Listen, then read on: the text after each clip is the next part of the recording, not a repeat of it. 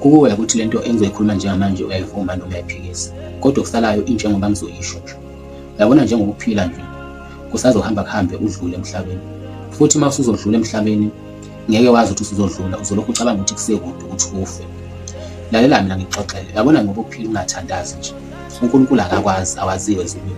Noma ungaze uyikhohlise uthi uNkulunkulu usithanda sonke ngokulengana, uNkulunkulu sonke sizidalwa zakhe, usuke udlala ngesikhathi nje uyikhohlisa, kodwa wena ayikho into oxhumene nayo ngoNkulunkulu ngoba awuthandazi, awumbizi futhi awumkhonzi.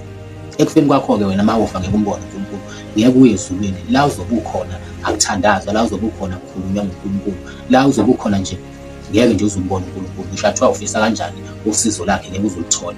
La uyakhona uyahlushekwa, mhlambe futhi nawe uyoba omunye walaba abaze bebuye ngamaphupho bezokhala bethi balambile, bacela kwenzelwa umsebenzi, bacela kwenzelwa itiye, zonke lezo zinto lezo, ngoba la behleli khona bahleli ngokuthula, la behleli khona kuyahlushekwa kakhulu kuna njengoba kuhlushekwa la emhlabeni.